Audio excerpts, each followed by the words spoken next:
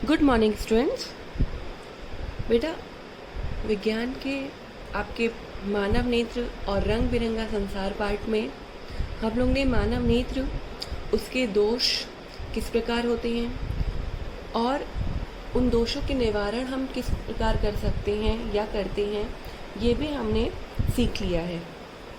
अब आज हम ये समझेंगे कि किसी प्रिज्म से प्रकाश का अपवर्तन किस प्रकार होता है।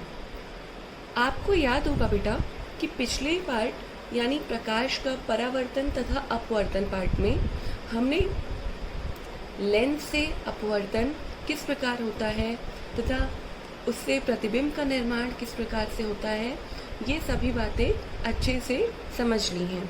ठीक है, तो अब प्रिज्म से प्रकाश का अपवर्तन किस प्रकार होगा, ये हम आज यहाँ पर समझेंगे। तो प्रिज्म से प्रकाश का अपवर्तन कैसे होगा, ये समझने से पहले प्रिज्म क्या है, इसको थोड़ा सा समझने का प्रयास करते हैं बेटा। तो देखिए, प्रिज्म क्या है। तो प्रिज्म दो त्रिभुजाकार आधार यानी प्रिज्म जो है एक ऐसी संरचना है, एक ऐसी आकृति है जिसमें दो त्रिभुजाकार आधार है।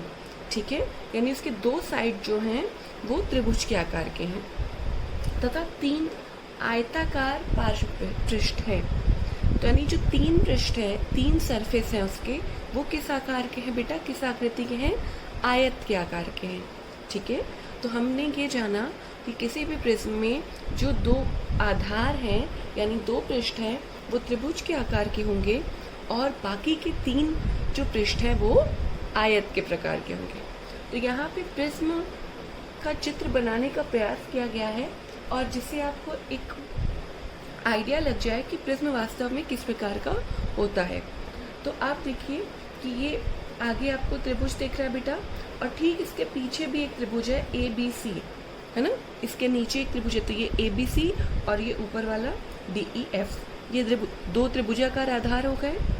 अब बात करते हैं तीन आयताकार पृष्ठों की। तो तीन आयताकार पृष्ठ कौन कौन से बेटा, अब देखिए ABED दिख रहा है, दूसरा कहाँ से ACFD, ये दोनों आपको दिख रहे हैं, आयत के आकार के हैं। साथ ही बेटा तीसरा एक देखिए यहाँ पे BCFE, ये भी आपको आयत के आकार का पृष्ठ दिख रहा है। तो इसी आकृति को, इसी संरचना को हम क्या कहते हैं, प्रिज्म। ठीक है, इसके अंदर कांच या जल भरा होता है। तो जब वायु से प्रकाश की किरणें प्रिज्म के अंदर जाएंगी तो माध्यम बदल जाएगा। ठीक है, वायु से जल या कांच हो जाएगा और माध्यम के बदलने के कारण प्रिज्म से प्रकाश किरणें गुजरने पर उनका अपवर्तन हो जाएगा, अर्थात वो अपने पथ से कुछ विचलित हो जाएंगी, कुछ मुड़ जाएंगी। ठीक है, और जो कि विरल माध्यम से सघन माध्यम में, वायु से जल या कांच में जाएंगे, तो विरल माध्यम से सघन माध्यम में जा रहे हैं बेटा, इसीलिए प्रकाश किरणें अभिलंब की ओर झुक जाएंगी, ये आपको बताया जा चुका है। ठीक है, तो अब हम आगे ये समझेंगे कि ये अपवर्तन किस प्रकार से हो रहा है। तो आप यहाँ पे देखिए बेटा, ये चित्र आपको दिखाई दे रहा होगा, कांच के प्रिज्म से प्रकाश का अपवर्तन। अब ध्यान से समझिएगा, जब भी हम आगे चित्र बनाकर प्रिज्म से कोई भी प्रक्रिया या घटना समझाएंगे और समझेंगे, तो उसके लिए हम प्रिज्म का बस एक त्रिभुजाकार जो आधार है वही बनाते हैं, क्योंकि संपूर्ण प्रिज्म को बनाकर और इस प्रकार से अपवर्तन को दिखाना थोड़ा सा असुविधाजनक होता है। इसी कारण से प्रिज्म को निरूपित करने के लिए केवल त्रिभुज का निर्माण किया जाता है, केवल त्रिभुज बना दिया जाता है। पर हम यहाँ पे इस प्रकार से आपको त्रिविमीय 3D संरचना बनाकर दिखाने का प्रयास किए हैं, ताकि आपको ऐसा न प्रतीत हो कि जो प्रिज्म है वो केवल त्रिभुज के आकार का ही है।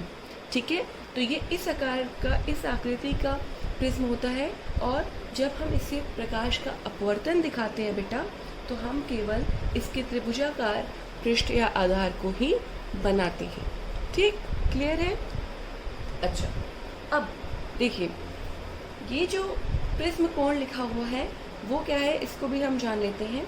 जब आप इस संरचना में देखेंगे, इस आकृति में देखेंगे, तो यहाँ आपको दिखाई दे रहा है कि ये जो कोण A है वो प्रिज्म कोण है।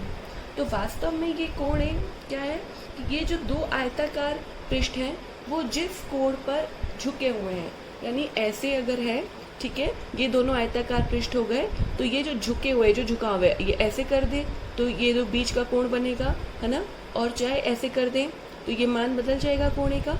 तो ये जिस झुकाव पर है एक दूसरे पर टिके हुए, वही क्या है, इस प्रिज्म का कोण है, ठीक है। तो अब हम उसको यहाँ से निरूपित कर रहे हैं। तो ये ABC हमारे प्रिज्म को निरूपित कर रहा है।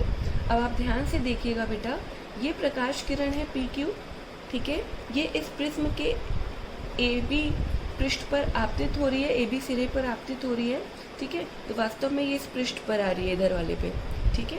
तो यहाँ पे जब ये किरण आपतित हुई तो क्या हुआ बेटा, ये देखिए जो NN डैश है वो अभिलंब है। याद कीजिए जब हम लोग अपवर्तन या परावर्तन करते हैं तो अभिलंब होता है, ठीक है। अभिलंब क्या है, जिस पृष्ठ से अपवर्तन या परावर्तन हो रहा है उस पृष्ठ पर हम एक 90 डिग्री का कोण बनाती हुई सीधी रेखा खींचते हैं, तो वही अभिलंब होता है बेटा। तो अब ये आपका पृष्ठ है ना, और इस पे आपने इस प्रकार से उसके जो है उसके 90 डिग्री के कोण पर, उसके सम कोण पर इस प्रकार से ये रेखा खींच दी, तो यही आपका क्या है, अभिलंब, ठीक है। तो जब हम इस आपतन पृष्ठ पर एक लंब खींच देंगे तो वो अभिलंब कहलाता है। तो चूंकि ये पृष्ठ टेढ़ा है तो ये लंब भी आपको देखने में टेढ़ा लग रहा होगा, ठीक है। तो अब जब ये आपतित किरण PQ यहाँ पर आपतित हो रही है, तो हमने आपको बताया बेटा कि प्रकाश किरण विरल माध्यम से सघन माध्यम में आ रही है। ध्यान से समझिएगा, विरल माध्यम से सघन माध्यम में आ रही है, तो इसीलिए प्रकाश किरण अभिलंब ये है, इसकी ओर थोड़ा झुक जा रही है। ये देखिए, ये प्रकाश किरण कुछ इस प्रकार से आ रही थी और ये सीधे न जाकर अभिलंब की ओर झुक गई, ठीक है। इतनी बात क्लियर है। अब अगर इतनी बात क्लियर है बेटा, तो हम जानते हैं कि आपतित किरण और अभिलंब के बीच का कोण आपतन कोण होता है, इसलिए हमने इसको I से दिखाया है।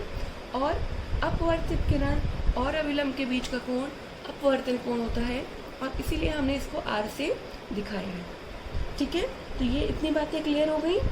अब देखिए, अब जब ये प्रकाश किरण प्रिज्म के अंदर से गुजरेगी और इसके दूसरे पृष्ठ पर पहुंचेगी, तो फिर से माध्यम में बदलाव हो रहा है, माध्यम में परिवर्तन हो रहा है। अंदर जल या कांच है और बाहर जो है वो वायु है।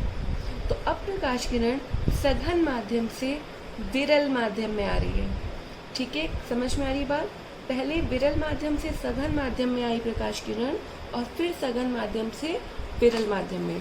यानी कि जब प्रिज्म से प्रकाश किरण का अपवर्तन होता है तो वो 2 बार होगा। एक जब प्रकाश किरण उसके अंदर प्रवेश कर रही है, और दूसरा जब प्रकाश किरण उससे बाहर निकल रही है, बाहर निर्गत हो रही है। तो आप देखिए बेटा, पहली स्थिति में प्रकाश किरण आई और अभिलंब की ओर कुछ झुक गई, ठीक है। दूसरी स्थिति में क्या हुआ कि चूंकि सघन माध्यम से विरल माध्यम में जा रही है, तो प्रकाश किरण अभिलंब से कुछ दूर हट जाएगी, ठीक है। जब विरल माध्यम में जाएगी तो दूर हट जाएगी, जब सघन में जाएगी तो अभिलंब की ओर झुक जाती है। तो यहाँ से प्रकाश किरण आई, ये अभिलंब था, तो इसकी ओर न मुड़ते हुए ये उससे दूर झुक गई, ठीक है। तो अब यहाँ पे ये अभिलंब MM डैश उसी प्रकार बनाया है जैसे यहाँ NN डैश था, ठीक है। और देखिए बेटा, ये जो किरण RS है वो प्रिज्म से बाहर निकल रही है, तो इसीलिए इसको निर्गत किरण कहते हैं। और अभिलंब तथा निर्गत किरण के बीच के कोण को निर्गत कोण कहेंगे। जैसे आपतित किरण और अभिलंब के बीच के कोण को आपतन कोण, अपवर्तित किरण अभिलंब के बीच के कोण को अपवर्तन कोण, उसी प्रकार निर्गत किरण और अभिलंब के बीच के कोण को निर्गत कोण कहेंगे। और इसे हम दिखाते हैं स्मॉल e से, ठीक है। और यहाँ पे आप देख रहे होंगे इस प्रकार से निशान बना है, तो वो सम कोण या 90 डिग्री का निशान है कि ये जो MM डैश और NN डैश है वो इन दोनों पृष्ठों पर लंब है। तीर जरूर दिखाएंगे प्रकाश किरण पर। तो PQ आपतित हुई, फिर अपवर्तित हुई और पुनः अपवर्तित हुई, ठीक है।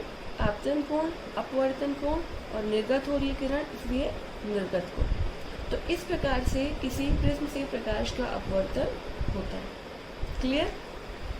अब हम एक और महत्वपूर्ण टॉपिक पढ़ रहे हैं, विचलन कोण यानी डेविएशन एंगल। बहुत इंपॉर्टेंट है बेटा और बहुत ही आसान है, बहुत ही सिंपल सा टॉपिक है। देखिए, अगर हम इस प्रिज्म में, आपकी बुक में दोनों चित्र एक ही में बना के दिखा दिया है, पर हम अलग अलग बना के आपको समझा रहे हैं ताकि आपको कोई कंफ्यूजन ना हो। तो यहाँ पे देखिए, पी क्यू प्रकाश किरण आपतित हो रही है, ठीक वैसे ही जैसे यहाँ पे हो रही थी, है ना। और उसके बाद बेटा यहाँ पर अपवर्तित हो रही है, यहाँ से बाहर निकल रही है। तो यदि हम इस आपतित किरण को आगे की ओर बढ़ा दें, यानी यदि यहाँ पे माध्यम का परिवर्तन ना होता तो प्रकाश किरण इसी प्रकार चली जाती सीधे, ठीक है। कि जब तक माध्यम में कोई परिवर्तन नहीं होता, प्रकाश किरण जो है सीधी रेखा में चलती है, तो इस प्रकार ये आगे रहती। और ये जो बाहर निकलने वाली किरण है वो भी कुछ इस प्रकार से इस दिशा में आ रही होती। तो यदि हम आपतित किरण को आगे की ओर और निर्गत किरण को पीछे की ओर बढ़ाएं, तो कटान बिंदु पर, दोनों जगह पे एक बिंदु पर मिलेंगी, तो उसी कटान बिंदु पर जो भी कोण बनेगा उसी को हम विचलन कोण या डेविएशन एंगल कहते हैं। ठीक, एक बार फिर से समझ लीजिए, जब हम आपतित किरण को आगे की ओर और निर्गत किरण को पीछे की ओर बढ़ाते हैं बेटा, तो कटान बिंदु पर बना कोण ही विचलन कोण, ठीक है। हम बोलते हैं जैसे कितने प्रकाश किरण का पथ अपने पथ से विचलित हो गई, उसका विचलन हो गया, ठीक है। तो कितना विचलन हुआ वो हम इस विचलन कोण की सहायता से माप सकते हैं, ठीक है। इसे डी से प्रदर्शित करते हैं बेटा, और इंग्लिश में क्या बोलेंगे, डेविएशन एंगल। तो इम्पॉर्टेंट टॉपिक है, तो इसको आप अच्छे से तैयार कर लें, ठीक। अगर आपसे पूछता है कि कांच से प्रिज्म से प्रकाश का अपवर्तन किस प्रकार होता है, तो आप इस चित्र के सहारे बताएंगे और ये उसका नामांकन ज़रूर करेंगे। यदि आपसे विचलन कोण के बारे में पूछता है तो आप ये परिभाषा लिखेंगे और ये चित्र बनाएंगे। साथ ही इस चित्र में भी आप ये बताएंगे कि पी क्यू आपतित किरण, क्यू आर अपवर्तित किरण, आर एस निर्गत किरण है, ठीक है, तथा डी जो है वो विचलन कोण है। क्लियर। तो अगर हम इतनी बातें समझ गए तो अब हम आगे बढ़ते हैं।